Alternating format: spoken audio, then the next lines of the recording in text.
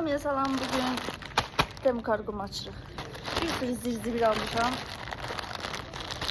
Yok, məncə çox lazımlı şeyler almışam. Neyse. Belə bir grop almışam. Ben bunu belə gözləmirdim. Belə bir grop, bu da bunun qabağına gəlir. Belə bir pijama almışam. Allah'ım lütfen qəşəng çıxsın. Tipi qəşəngdir. Bu da şortu. Yaşıl rengi sevdiğini demeden gösterir. Yaşıl crop. Bu da buradan böyle bağlıyorsunuz. Böyle bir şey. Böyle boyama şeysi almışam ASMR için. İçinde boyalar var.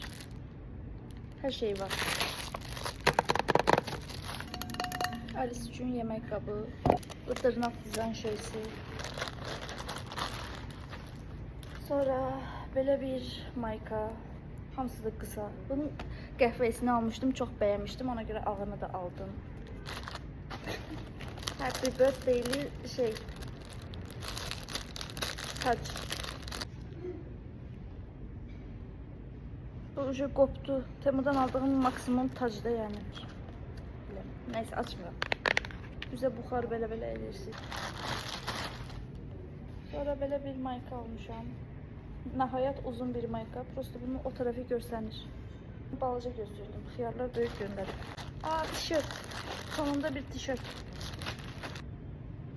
Pişikli tişört. Çok qəşəngdir bu. Yine Alice mama qabı. Aa, iğne almışam.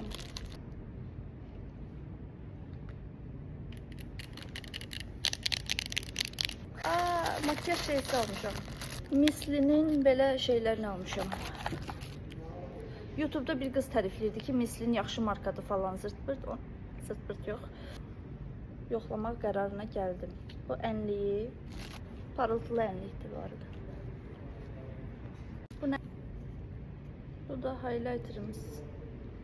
Highlighter'ı o dövür. Çok vurdum. Belə lak almışam.